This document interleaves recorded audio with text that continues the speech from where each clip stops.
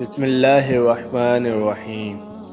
شان امیر المومنین حضرت سیدنا ابو بکر صدیق رضی اللہ تعالیٰ عنہ۔ حضرت سیدنا ابو بکر صدیق رضی اللہ تعالیٰ عنہ کا اسم گرامی عبداللہ بن عثمان ابو قحافہ رضی اللہ تعالیٰ عنہما ہے۔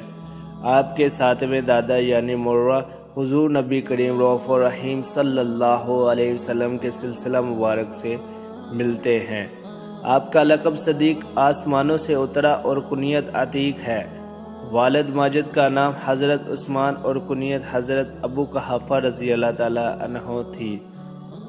والدہ ماجدہ کا نام حضرت سلمہ رضی اللہ تعالیٰ عنہ اور کنیت ام الخیر تھی۔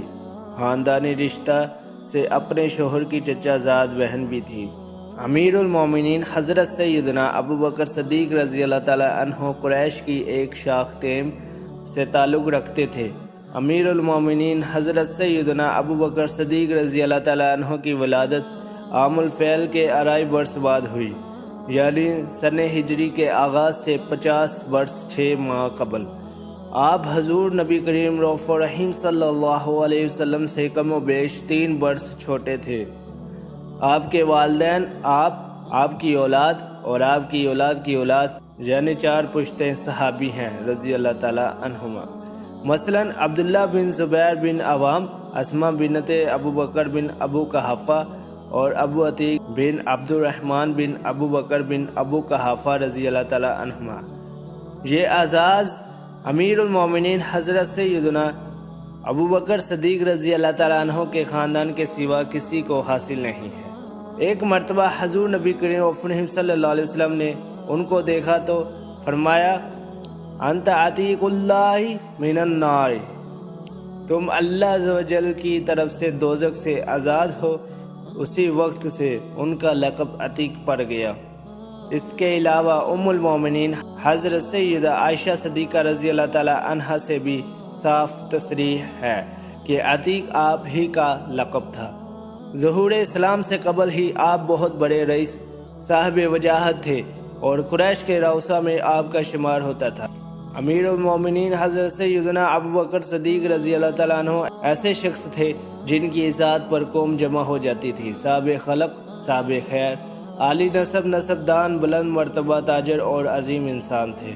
خون بہا کا فیصلہ آپ کے سپرد تھا اور تمام قریش آپ کے فیصلے کی تصدیق و تائید کرتے ہوئے خون بہا کا بھار برداشت کرتے تھے۔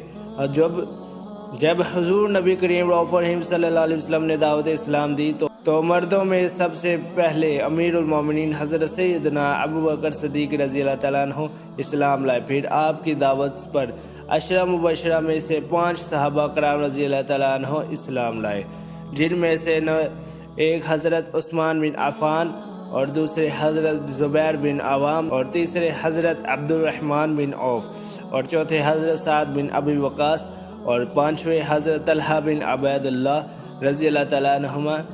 نیز آپ کی دعوت پر آپ کے والدین اور آپ کے 2 بیٹے اور پوتے مشرف با اسلام ہوئے۔ حضور نبی کریم رؤوف الرحیم صلی اللہ علیہ وسلم امیر المومنین حضرت سیدنا ابو بکر صدیق رضی اللہ تعالیٰ عنہ کی بڑی قدر فرماتے اور ان کے سامنے ان کی تعریف فرمایا کرتے تھے اور دوسروں سے بھی ان کی تعریف سنا کرتے تھے۔ چنانچہ ایک دفعہ جناب رسول کریم صلی اللہ علیہ وسلم نے حضرت حسان رضی اللہ تعالیٰ عنہ سے فرمایا، اے حسان رضی اللہ تعالیٰ عنہ، تو نے امیر المومنین حضرت سیدنا ابو بکر صدیق رضی اللہ تعالیٰ عنہ کے بارے میں کچھ کہا ہے؟ تو حضرت حسان رضی اللہ تعالیٰ عنہ نے عرض کیا، جی ہاں۔ چنانچہ انہوں نے یہ شعر پڑھے، وَثَانِيَ اثْنَيْنِ فِي الْغَارِ الْمَنِيفِ وَقَدْ طَافَ الْعَدُوُّ بِهِ إِذْ صَعِدَ الْجَبَلَ وَكَانَ حَبَّ رَسُولِ اللَّهِ قَدْ عَلِمُوا خَيْرُ الْبَرِيَّةِ لَمْ يَعْدِلْ بِهِ رَجُلًا۔ وہ مبارک غار میں 2 میں سے دوسرے ہیں۔ دشمنوں نے آپ کو گھیراؤ کیا جبکہ وہ پہاڑ پر چڑھے، اور آپ جناب رسول خدا صلی اللہ علیہ وسلم کے محب ہیں، لوگ جانتے ہیں۔ ساری مخلوق سے بہتر ذات ستودہ صفات نے آپ کے برابر کسی شخص کو نہیں پا کیا۔